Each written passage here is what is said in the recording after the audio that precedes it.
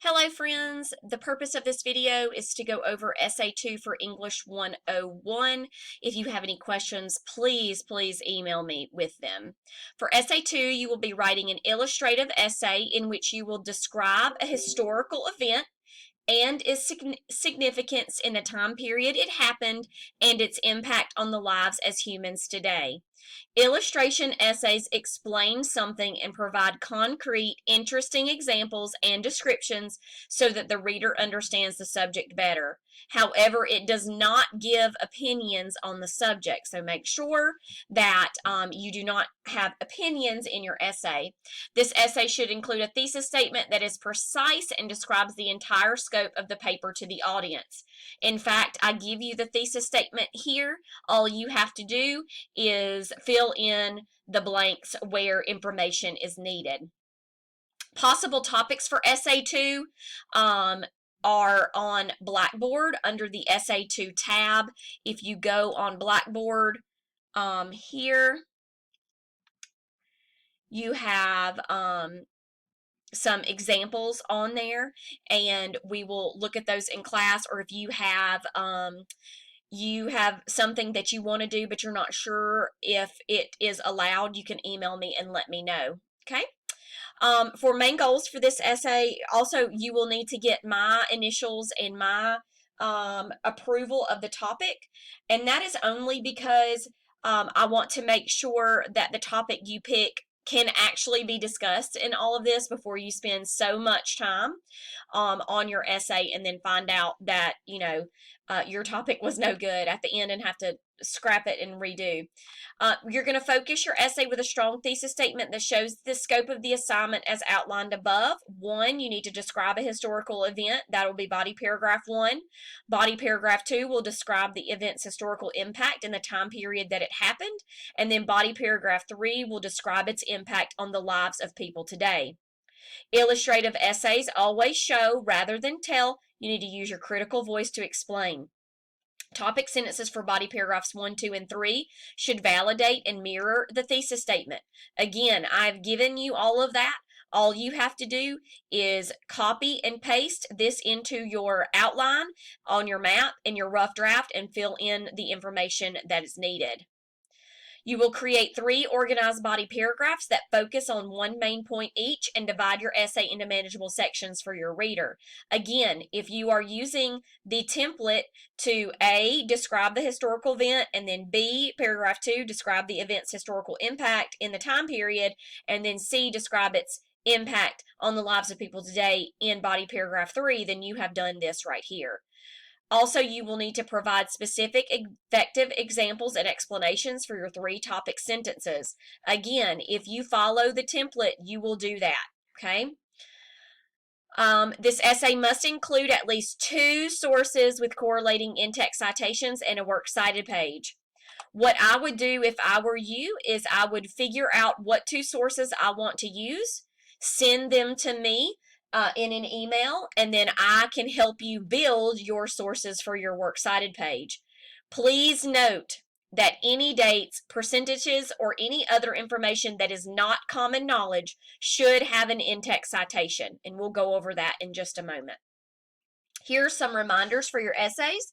Use multiple examples and explanations.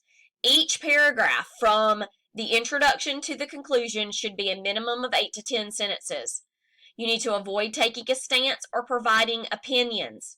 Your complete essay should be written in third-person point of view. These words should not appear in your essay unless they appear in a direct quote with a citation. Again, do not write with contractions. No, don't, won't, doesn't. All of those need to be broken down into the 2 words that represent them. Again, use your critical voice to explain and describe your topic. You need to show that you have thought out each explanation by giving commentary that accurately links your examples back to your thesis statement. Your full essay should be in MLA guidelines. Your essay should be double-spaced with an info block and header. You should type your paper with 1-inch margins. Avoid spelling, mechanical, and grammatical errors. Avoid awkward or incorrect wording. You should have a narrow topic with a clear thesis, and you should have 5 paragraphs all indented with clear structure. If you are not sure on how to type up a paper in MLA format, you can watch this amazing video right here on YouTube. It is literally titled How to MLA Style Format Tutorial. He goes step by step on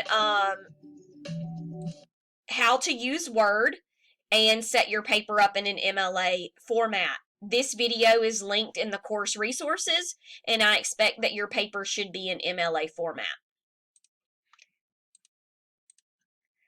You should always write your paper for an educated, informed audience who is not in this class and may not be familiar with the terms or examples that you may use. You will need to summarize key ideas, define any terms that might not be familiar, and choose appropriate diction to help your reader understand your topic.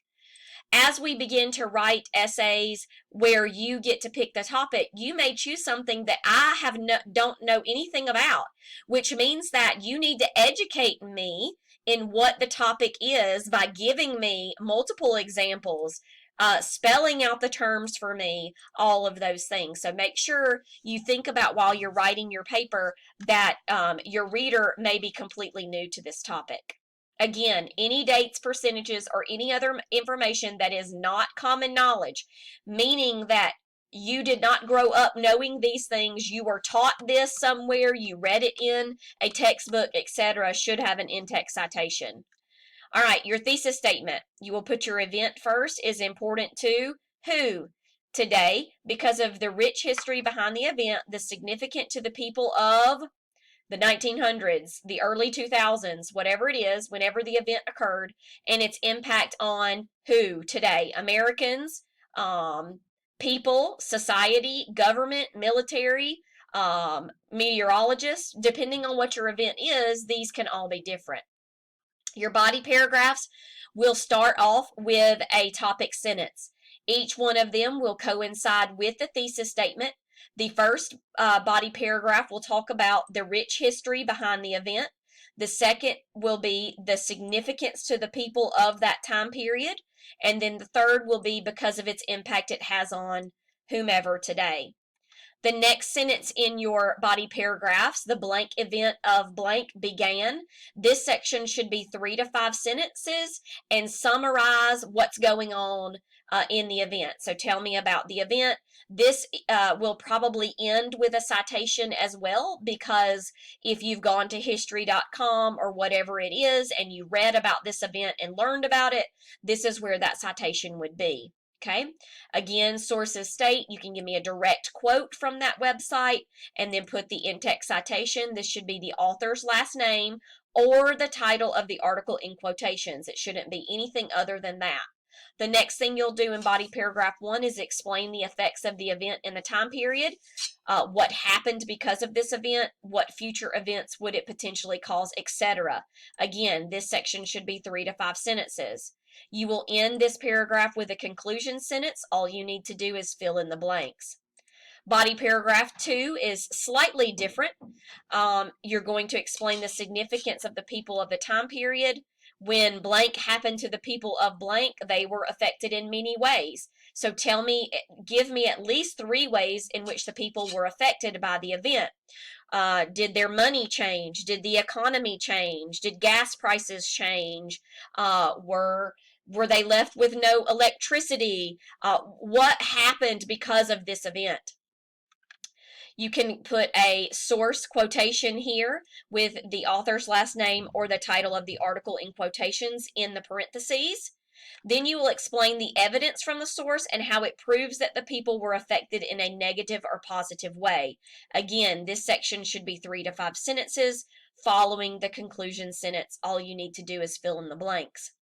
Finally, body paragraph 3, you will start with a topic sentence again. Today, who learns about this event?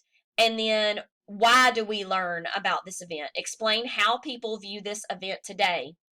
Give me a quote from a source, author's last name or title of the article in quotations there. Explain in what ways this event has shaped the people of the region today, what policies have changed, what new inventions were made, etc. So if you're talking about 9/11, here you would talk about all the different policies that have changed in the airport since then. Okay, so if we're looking at what this event has made us do today, and then you will follow that by the conclusion. Now, you are not finished here. You have to do a conclusion on your paper. But if you look at your outline, it will outline the conclusion as needed. You will start by restating the thesis exactly. Then you will summarize the 3 main points that you made in body paragraphs 1, 2, and 3, and then you will leave the reader with an interesting final impression. The conclusion has to be 8 to 10 sentences on topic and should not contain any first or second person pronouns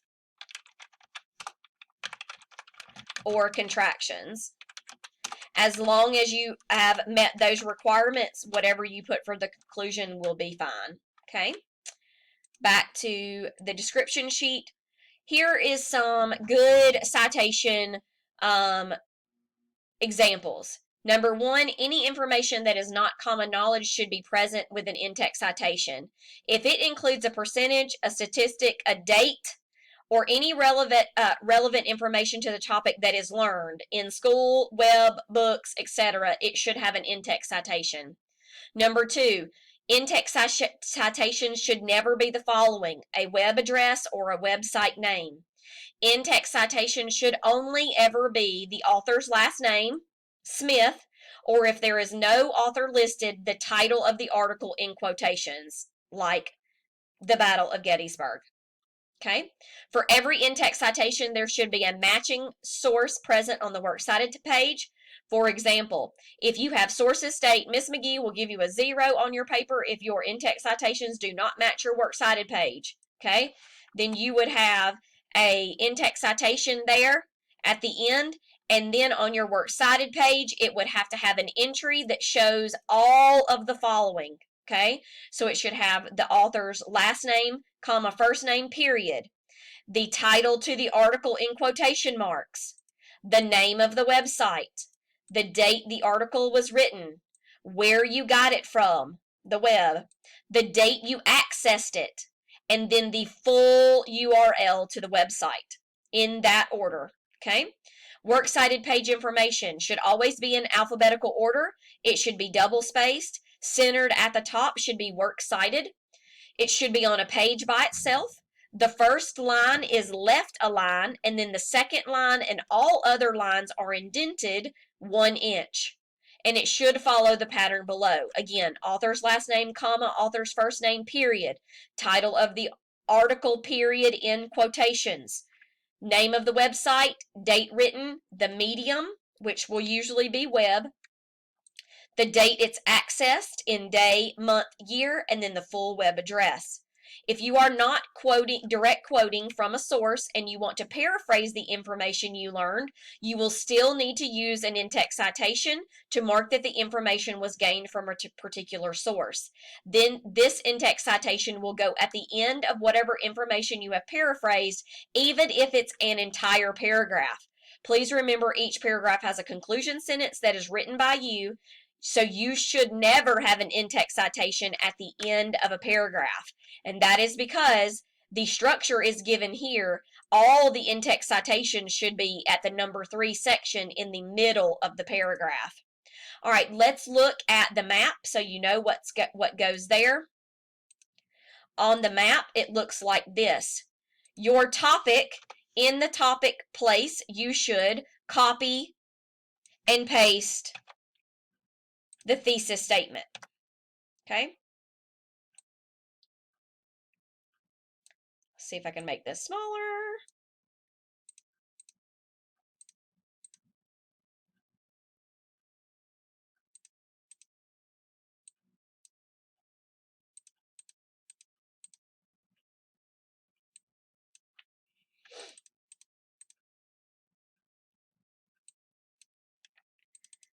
All right, so thesis statement goes in the topic box. Main point 1, okay? Main point 1 should be Number 1, the topic sentence from every body paragraph. So if you copy and paste number 1, main point 1 should be here, okay? Main point 2 should come from body paragraph 2, number 1.